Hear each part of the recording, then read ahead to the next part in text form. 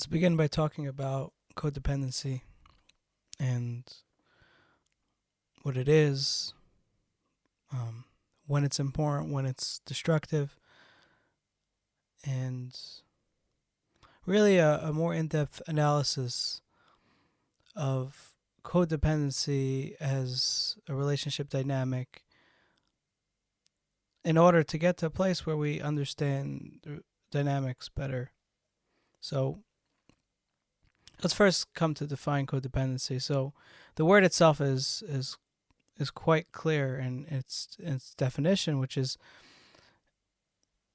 two people, or at least one person, who is dependent emotionally.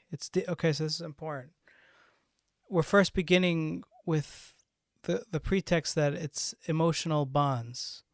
So there's no there could be physical intimacy, but what we're talking about is a psychological experience in emotional bonding of two people. So there is the physical codependency. For example, the child needs the food of the parents. So they are dependent on the parents. Now, the parents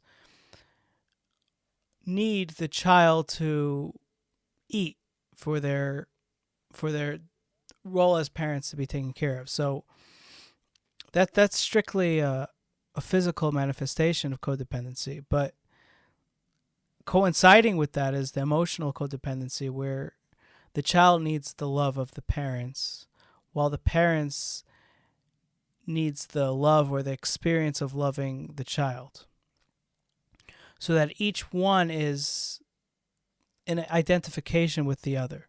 And so that leads us to the definition of codependency, which is an identity like change or shift. So we think of identity as something that is defined and clear and apparent because it's used in that context. But in truth, identity is undefined and is unclear to us because we are unclear of where the line ends between selfhood and the externality of the world, society, people, relationships. So because of that, we have a sense of self that constantly moves. And so if someone spends an intimate amount of time or an extensive amount of time with somebody, they will begin to experience selfhood within the parameters of connecting with the other person, so that they won't know the difference between the movement of the other person or the experiences of the other person versus their own experiences. It's very faded and undefined. And so codependency comes from the misconstruing the line between selfhood and an external relationship, so that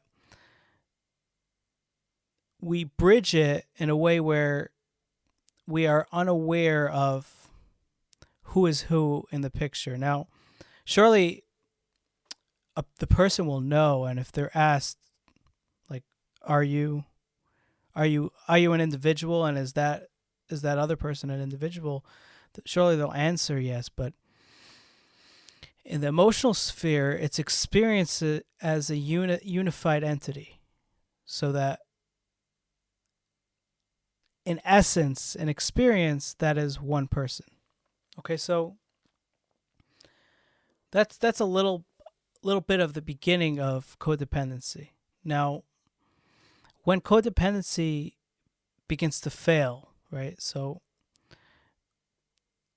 you may hear arguments, especially the romantics and certain sects will argue for such a view, like we are one and we're all in one unified entity in reality, and where nature is one and God is one. So we see many different sects that will enter this conversation at different spaces and make the argument that for codependency. Okay, so we must defend um, the unhealthiness of codependency by understanding what occurs. Okay, so take two people, for example. And so they're deeply codependent on each other, meaning their identities are mishmash, and there's an undefined line between who is who.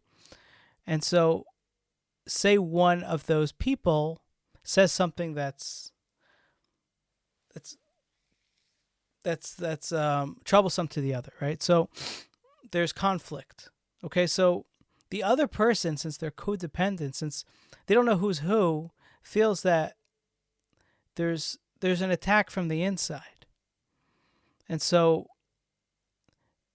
just like a disease where something internal is so much more destructive because there's a voice inside that's seeking to break them down. So all hands on deck to destroy it. Meaning, if it's an external threat, it's not as dangerous because it's not threatening selfhood itself. There's defense, there's mechanisms to deal with it, but it's not uprooting selfhood. But when a codependent dynamic experiences the conflict, what occurs is the experience as an internal threat as opposed to an external threat. So that being said, the reaction, the emotional reaction to just such a dynamic will be one of extreme emotion, and it will seek way more than what's justifiable in such a scenario. So it could be a hurtful comment, but then it could escalate quite quickly to a feeling that this deserves a very strong reaction, not equivalent to the wrong that was done. And so selfhood, and in truth, codependency, or the defense of codependency, is that there's a distinct line between selfhood and externality. And the people in the sects with the argument that we're all one will say that what is selfhood, and really we're all in this together. And it's quite a strong argument because in some essence it is true. But because we are seeking subjective experience and the expansiveness of subjective experience, we will not get anywhere by not defining that into certain parameters. Okay, so let's go back for a second to explain this. The ancient primordial societies, they were deeply codependent, just like child and parent is codependent, an infant surely. And there's good reason for that.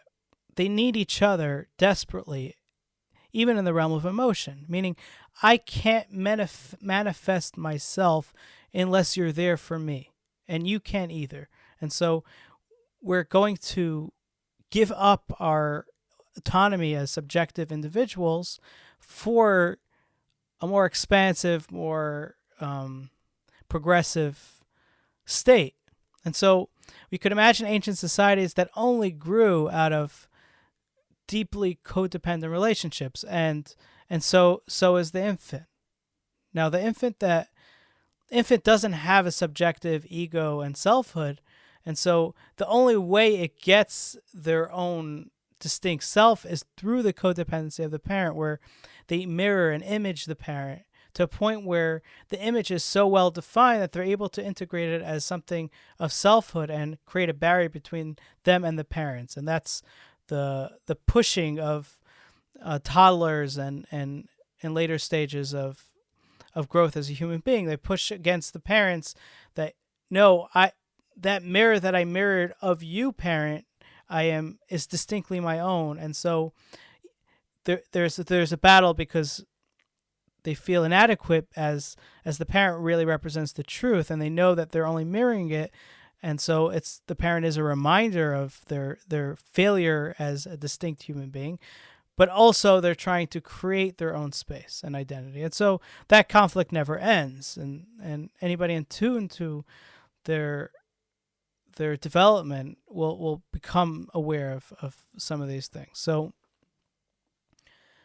So codependency is truly the only way to become progressive and become modern. So the modernity, the enlightenment, progressiveness that we've come to love and experience only comes about through those codependencies. So that there's so much mirroring going on in society that the the communal individual, that that bridge between everybody, continuously grows through that codependency, and then eventually each person gets to claim their individuality from that communal codependency space. And so we are in a time period where we're trying to claim our subjectivity and individuality. And so we are going to be in conflict with the idea of codependency because we can't do both at once. And so what becomes is that it actually, the codependent relationship in the modern mind becomes quite more destructive than a codependent relationship in earlier times and in less modern perspectives. And why is that? Because there is an inherent belief that there's an individual self and a distinct subjective experience. So when a person engages in codependency after that, societal value that's inherently embedded in us, and they engage in a codependency relationship, what happens is it creates extreme conflict because selfhood is not going away. That feeling of selfhood, because they're embedded in a society such as that. They can't uproot that. And yet they're in conflict with their codependent relationship, the dynamic, which when there's conflict, it threatens their selfhood. And so you could imagine the experience in primordial times where two distinct societies become in conflict because each society has their own codependent, communal relationship. And when they become in conflict, they feel that their internal experience is being threatened. So we can understand why war is much more common in such eras, because what's playing out as an individual in a codependent relationship is the same version of a communal body facing another communal body in ancient times.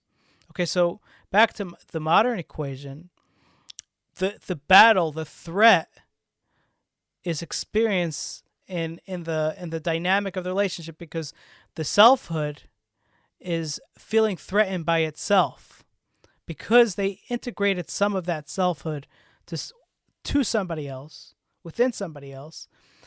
They don't have the line, yet they still want to enjoy the internal subjective experience that modern minds love. So that conflict creates emotional confusion because the reaction is not justifiable to the offense, since the offense is being perceived as an internal threat on selfhood as opposed to just an external annoyance or whatever. Okay, so let's take the infant. Okay, so the infant is codependent on the parent for all of their selfhood. And as they become a toddler, some of that gets mirrored onto themselves, and they attempt to create lines in themselves versus their parents and versus the world or society. So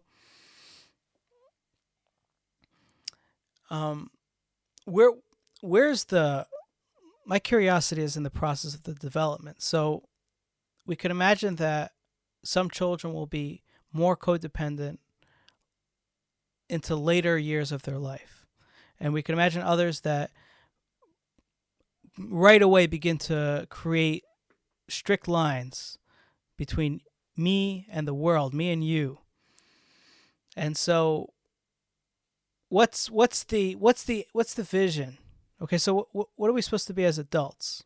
Are we supposed to completely be distinct, subjective people and facing the world? We're going to be these like aliens into in relation to everybody else because we're so distinct and individual, or we're going to be like a abridged version of that. Okay, so the argument to say that like no man is an island type of argument is that in truth we need that co-identification and codependency continuously throughout our life. So take the infant that becomes the toddler. So that cycle of infant to toddler continuously occurs throughout life. Somebody enters a new college, okay, a new university where themselves and that university are so distinct and separate, and they begin their first year in this like ripping apart of old selves in order to just become the university student. They become so identified to that space because they need to first integrate completely into university culture before they could even create a distinct character. Now, we would imagine or love to imagine that one would be able to enter such a space and keep their distinct identity and just progress through the university. The problem is that there's such an intense culture and change and shift that for them to continuously separate themselves from the university will either cause them to not integrate at all, and then just why are you there?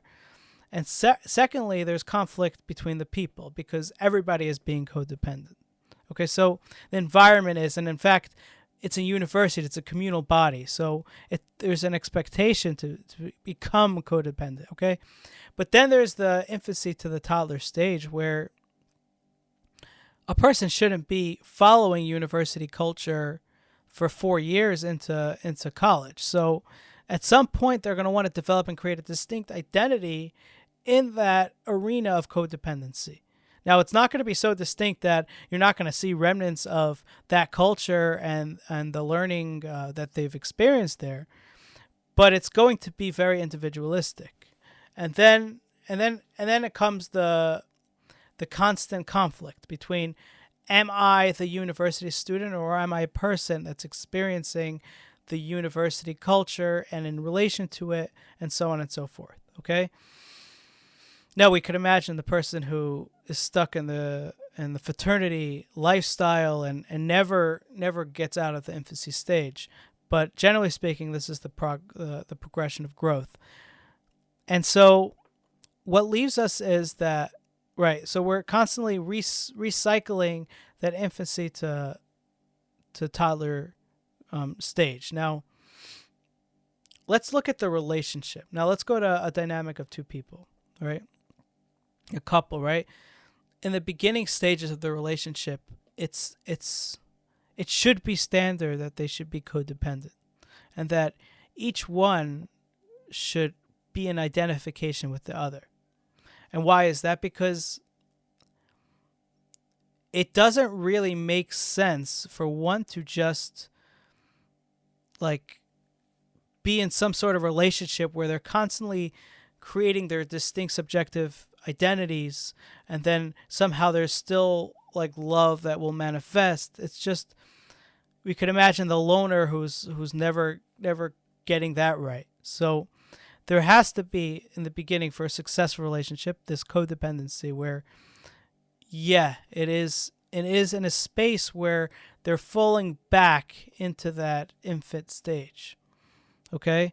Now, what happens in that part of the relationship? So let's imagine a romantic couple in the first stages of their relationship, and then one says a comment, right, to the other, and it hurts them, it bothers them. Now, does it disrupt their entire being and threaten their self because they're co-identifying, and then it's like an internal disease that's just threatening their entire selfhood? That doesn't occur because they're so willing to integrate into that they will not allow selfhood to conflict that. Just like the one who walks into university and obviously experiences conflict between their self and the university and the culture and whatever, but they ignore their self in order to fully integrate into the university. Okay, so then there's a stage out of infancy to toddler that creates distinct identities in the relationship. Okay, so now it's not codependent, it's each one in themselves. Okay, so why can't they continuously stay in the infancy stage? Because they don't, there's no good reason for an infant to constantly be in codependent relationship with the parent unless we understand that the progression is towards becoming a toddler. There's meaning that the only justification for codependency, because we need a justification for somebody to rip apart their selfhood and join the communal energy and body or the other person. The only justification we could come up with is that it will bring better progression than if there was no codependency in the first place. So the justification of codependently joining a university is that at some point they will create a distinct identity in that will make them more progressive than if they didn't do this stripping of selfhood. Okay, so that being said, if a two dynamic intimate relationship doesn't walk away from their infancy stage, what occurs is that they end up in the confusion of there's no vision. Because what's the point of the relationship if it's not serving each one in the development of their self? So naturally speaking, there should be an evolution where, okay, we were only codependent in order to become better versions of ourselves as distinct individuals. Okay, so then there's the toddler stage.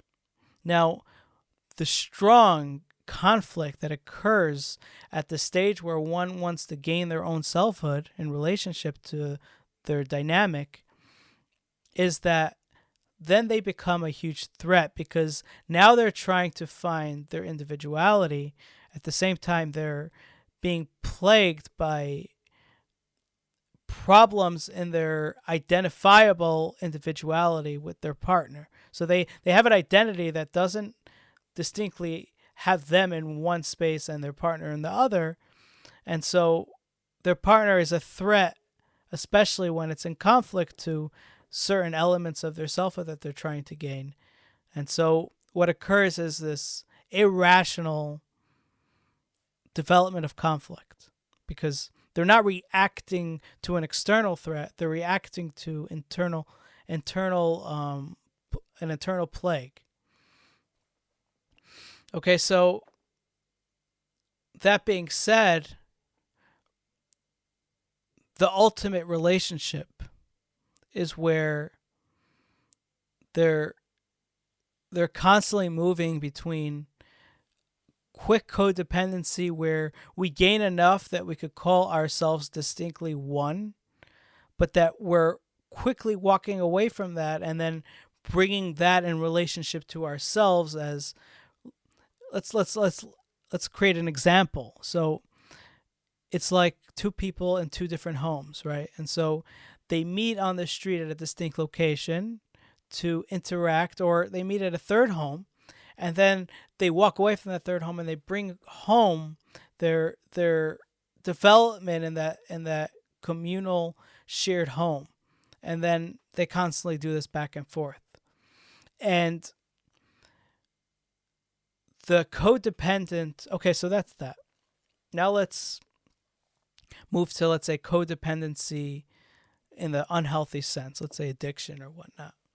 Okay, so we think of it that dynamics in people are the only relationships, but we could also be in relationship to items or anything. We could be in relationship to anything that we perceive. And so that codependency is working very similar where, let's say the drinker, alcohol is a common one. So they view the alcohol as their savior, their salvation.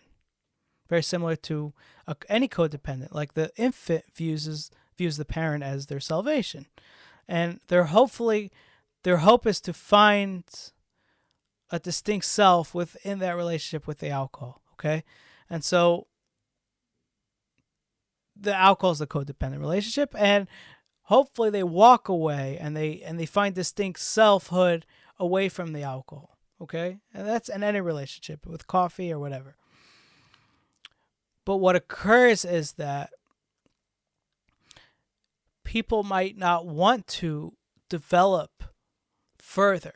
They want to stay in infancy because it's quite scary and lonely to be an individual, lonely adult. It's much more warm to be embedded in someone else's identity than face the existential experience of life. Because when we create the individual as in self, we have to deal with everything the problematic aspects of life that we don't have answers to. Meaning the ancient societies, the communal bodies, they dealt with this existential crisis together. So they were trying to figure out why we die, and then we had these burial things to create some sanctum, to sanctify life, or whatever it was. It was communally ordained. So the communal took that burden. But once you get to the individual, the entire experience of life is stuck in this single body and creates a space of extreme loneliness to deal with that entire burden. Okay, so it's quite easy to just want to regress back to infancy, because that's a space where at least the crisis is shared.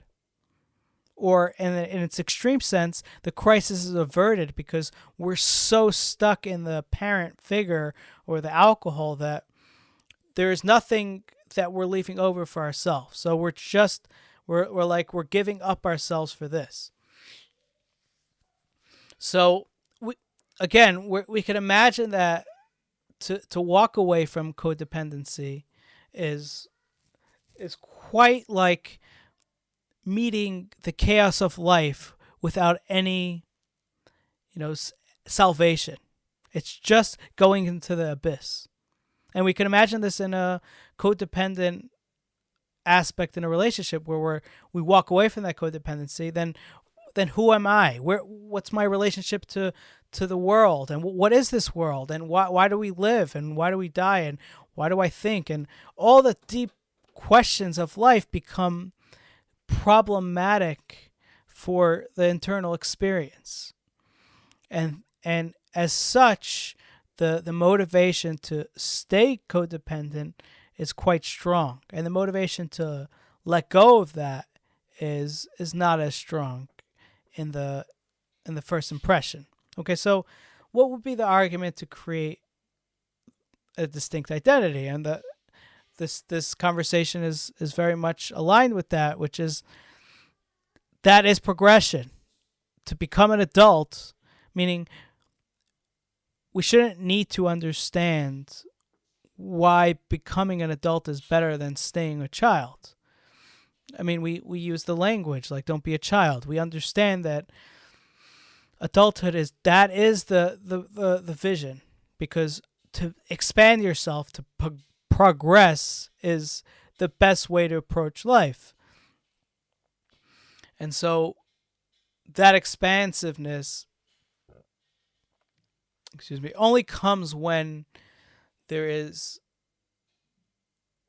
a letting go of that codependency and finding distinct identities. So I think we've covered the definition of codependency. We've covered the relative periods of life where codependency is important, like infancy or a new environment such as a university or the beginning of a relationship. And we also covered the destructive conflict that ensues when one begins to walk away from the intimate codependency, and it becoming a internal threat, much like we experienced in the ancient societies of two communal codependent bodies facing each other, where they feel that their entire internal experience is being threatened.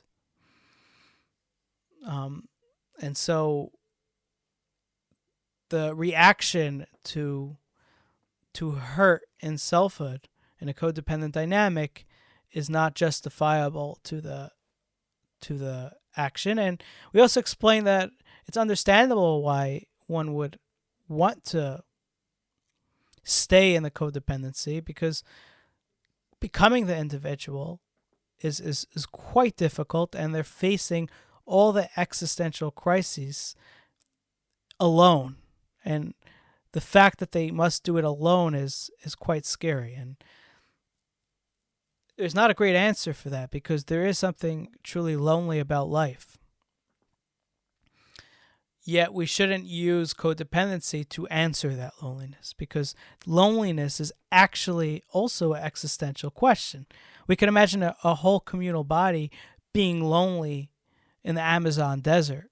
We could imagine that experience in the communal sense. It's being alone it's troublesome. So those are the initial thoughts in regards to codependency, and when it's appropriate and when progression is needed and important. Thank you. Thanks for listening. And if you would like to see the video version of this, check out my channel on YouTube.